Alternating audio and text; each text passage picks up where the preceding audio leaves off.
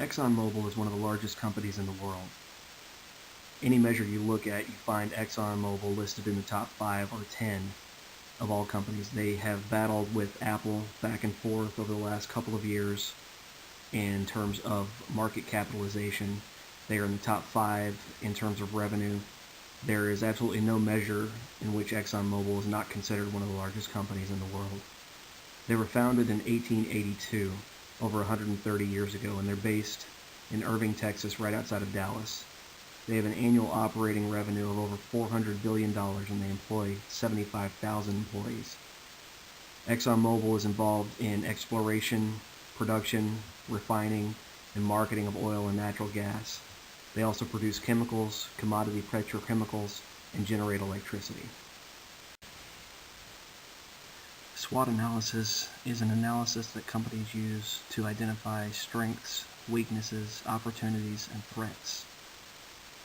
ExxonMobil identifies as a strong market position, as they are the leader in petroleum manufacturing in the United States and the world. They identify as a weakness litigations and contingencies, such as the lawsuits ongoing for oil spills in the Gulf of Mexico. They identify as an opportunity the rising global energy demand. As long as there's life, there will be a demand for energy. And they identify as a threat a challenging downstream industry environment where it has become less profitable to develop and manufacture petroleum. Here are a few facts about ExxonMobil stock. It is traded on the New York Stock Exchange, which is the largest and most secure exchange in the United States. It trades under the ticker symbol of XOM. Its current price per share as of market close on this Friday, April 10th, was $85.56. Its current market capitalization is over $350 billion, and it is currently trading inside the range of $82.68 to $104.76 over the past 52 weeks. So what makes ExxonMobil a stock to own? Here are just a few reasons. It is included in some of the largest funds in the world, including Vanguard, BlackRock, JP Morgan Chase, and Bank of America. They currently pay an annual dividend of $2.76 per share. And they have paid out a dividend quarterly every quarter since May of 1970. Management currently holds 0.12% of stock, which is healthy compared to Apple, where management holds 0.05% of stock, and ConocoPhillips, who is one of ExxonMobil's main competitors, their management only holds 0.02% of their stock. When management holds this much stock, it is beneficial to every other stockholder in that management will do whatever it takes to increase the stock because it benefits both them and the current stockholders.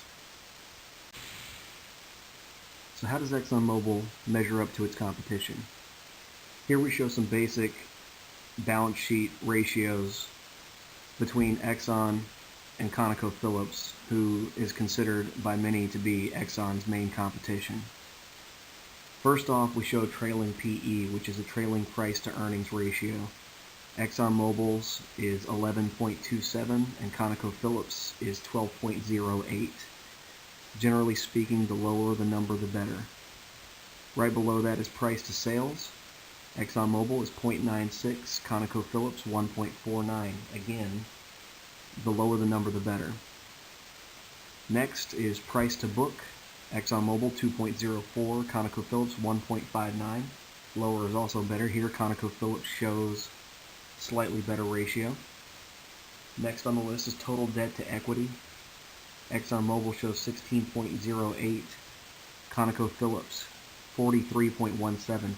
The debt to equity ratio shows it's a measure of how financially leveraged a company is, and you can see ConocoPhillips leveraged up significantly more than ExxonMobil, which could decrease their financial health down the road. Beneath that is the current ratio. ExxonMobil with a 0.82, ConocoPhillips with a 1.31. This measures a company's ability to pay short-term obligations. It is found by dividing the current assets by the current liabilities. The lower the number, the better here. ExxonMobil with a significant advantage in the current ratio.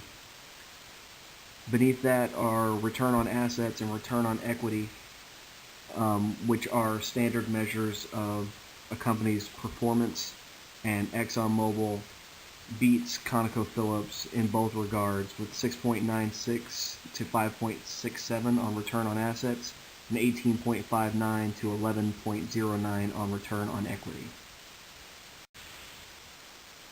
So we see, fundamentally speaking, ExxonMobil is superior to ConocoPhillips, its closest competitor, but is now the right time to buy. Technical analysts look at charts such as this to determine whether or not the time is right to buy. If you look at the chart, the blue line identifies the current price, the red line identifies the 5-day simple moving average, the green line identifies the 20-day simple moving average, and the pink line identifies the 100-day moving average. Chartists would tell you that when the current price crosses over a simple moving average line, it signifies a buy signal. So very recently, within the last couple days, ExxonMobil has crossed over the 5-day and the 20-day. It's still a long way away from crossing over the 100-day, which would lead you to believe that it is currently a short-term buy and not a long-term buy. It has some room to grow before it turns into the long-term buy, but right now would be a good time to buy it and hold it for a month or two. But what about the price of oil? You might be scared to invest your money in a company like ExxonMobil with the price of oil as low as it is. You see articles like the one mentioned here on Forbes saying that oil could be facing a 20-year bear market where the price of oil doesn't increase dramatically over the next 20 years.